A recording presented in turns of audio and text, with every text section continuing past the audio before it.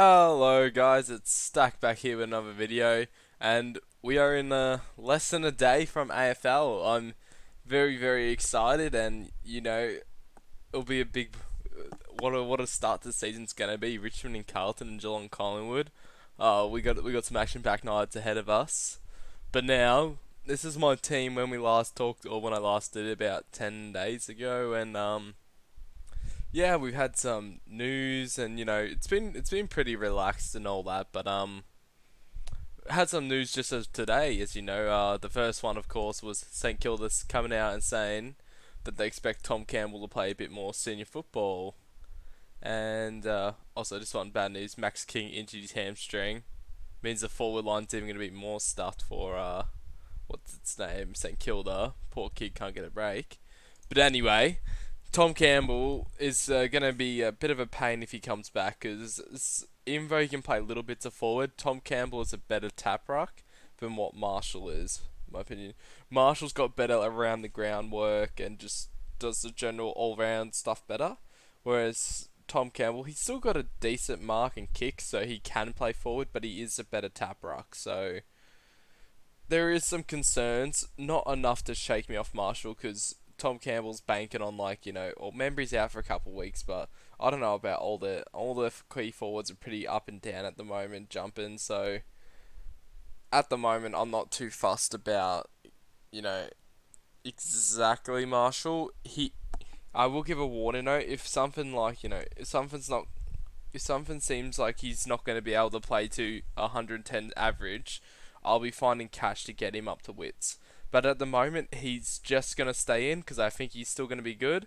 But if something looks like he's going to take his ruck time, like Tom Campbell coming back in, then, I think we have to be careful of him.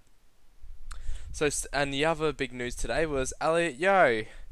Oh my god, he's going to miss round one. Like, such a shame. He's a very good player, and he was going to be, I think, in terms of scoring, something special for us this year. However, thank God it came round one and not round two. Like, imagine if we got round one done, we got the round two, and we're like, okay, he's going to play GWS, and bam, Saturday morning, 25th of March, Elliot Yo's injured, and oh my God, the scramble would have to make. We won't be able to make any trades.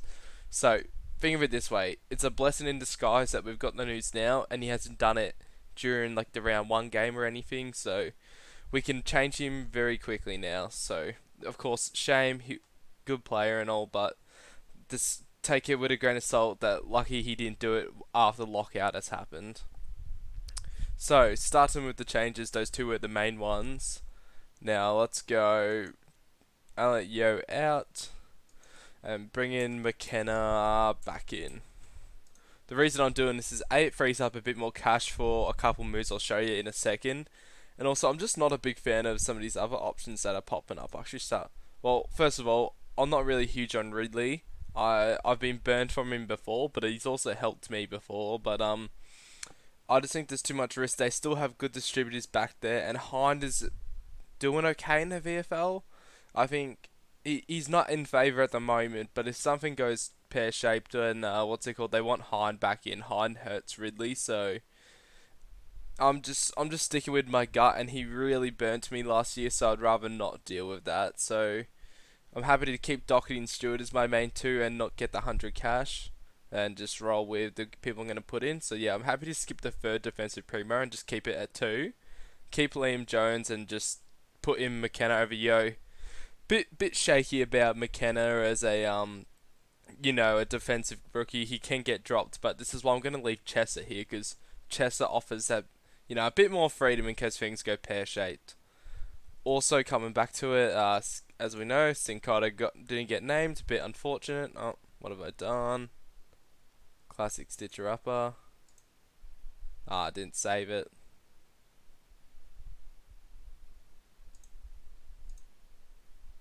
Jeez, that's a bit weird. Okay. Oh, it's doing this thing again. Give me a second. Okay. That stopped it. God damn it, I hate it when that happens. Okay. Sincotta's gone because we know Cohen's got named. So chucking Cohen in here. And then, who did I have? I had McKenna, 163. 7. Yep, perfect. So that's defense sorted out. This is the defense I'm going to run for the year. A little bit light down back now. Bit unfortunate, but since Cohen's got named, and I feel like they've given some good raps about Wilmot, I don't really want to go anymore.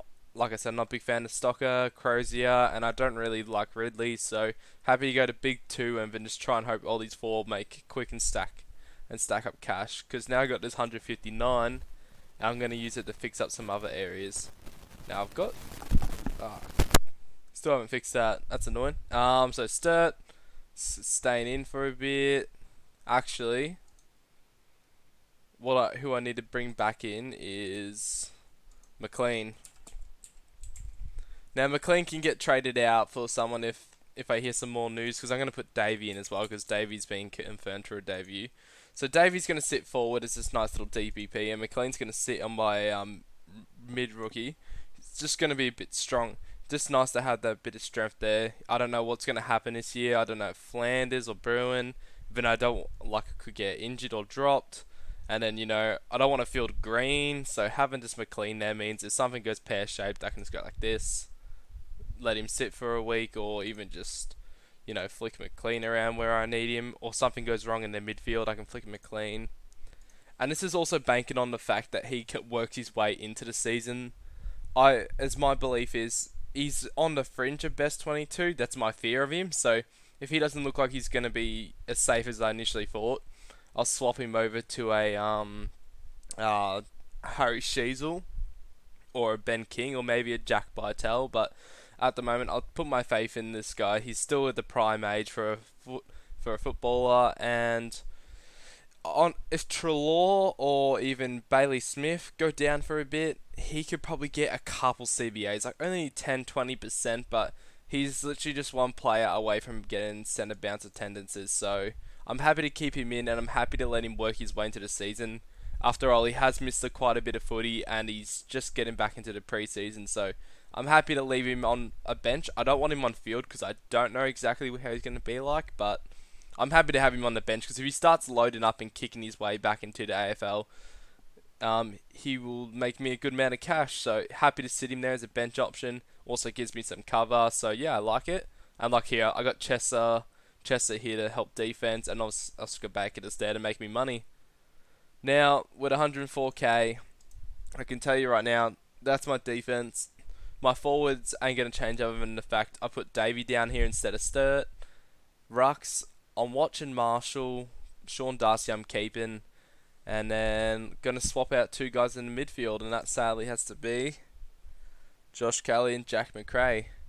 Now, I've got a bit more cash to splash. I love the picks. I don't mind the picks still, sorry. Jack McRae and Josh Kelly. But for Josh Kelly, I'm just going to go up to Jack Steele. I know what Jack Steele is. He's never a big preseason guy.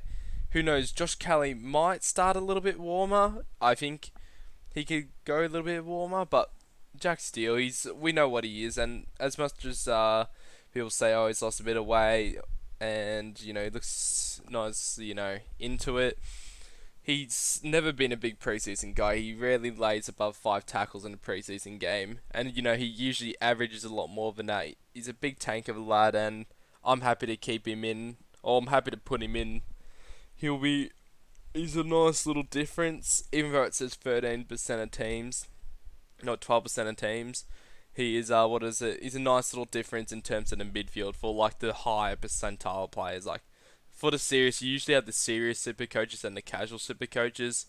In the series, he's not that popular, whereas, casual, he's a bit more popular. So, it's my last little pot against the serious players. And then a nice little pot against the serious players is Clayton Oliver. Once again, you see, 41% owned. You'd think he's not a pod whatsoever, but if you have a look at, a majority of the teams popping up in terms of these big squads, everyone's rocking Laird at the moment, and you can see the difference. Probably 41% is casual right here, or maybe 40% is casual, 1% is serious.